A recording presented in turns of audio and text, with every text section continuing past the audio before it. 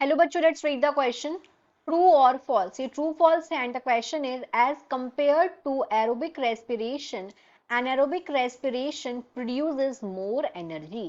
Question में बोला गया है कि अगर हम तुलना करें एरोबिक रेस्पिरेशन से एनारोबिक रेस्पिरेशन की, तो जो एनारोबिक रेस्पिरेशन है वो ज्यादा एनर्जी को प्रोड्यूस करता है. तो सबसे पहले यहाँ हम देखेंगे इस क्वेश्चन का की कंसेप्ट, एंड की concept of this question is respiration, क्योंकि यहाँ पे रेस्पिरेशन के बारे में ही बात हो रही है. This is the key concept of this question. तो रेस्पिरेशन में बेसिकली होता क्या है, यहाँ पे होता है ग्लूकोज का ब्रेकडाउन और प्रोड्यूस होती है यहाँ पे एटीपी, और प्रोडक्शन होता है यहाँ पे एटीपी का. एटीपी क्या है? Adenosine triphosphate. It is energy currency. ये एनर्जी करेंसी होती है.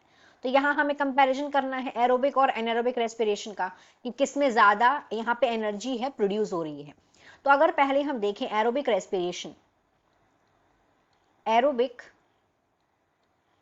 रेस्पिरेशन, तो जो एरोबिक रेस्पिरेशन है ये किस तरीके का रेस्पिरेशन है? वो रेस्पिरेशन जो ऑक्सीजन की प्रेजेंस में होता है. This respiration occurs in the presence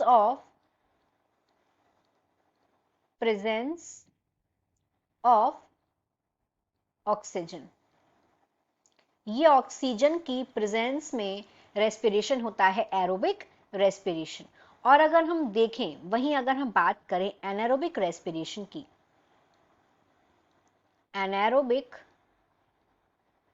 respiration,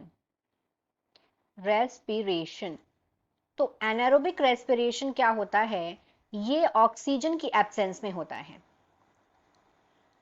in the absence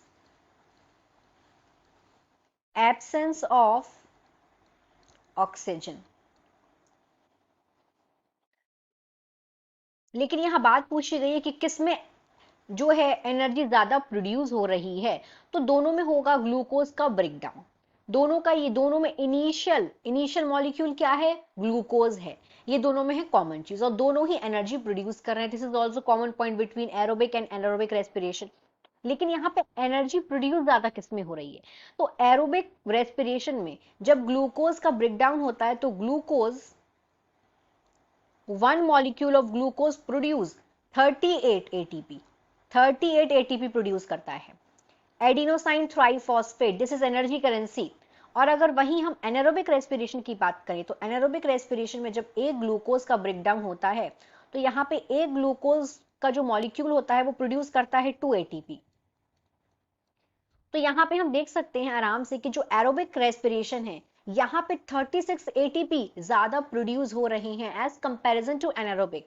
तो ज्यादा एनर्जी एनर्जी का ज्यादा प्रोडक्शन हो रहा है एरोबिक रेस्पिरेशन में. But what is saying in this statement, यहाँ पे बोल रहे हैं कि जो एरोबिक रेस्पिरेशन है ये प्रोड्यूस कर रहा है ज्यादा energy as comparison to aerobic respiration. तो दिस इज रॉन्ग.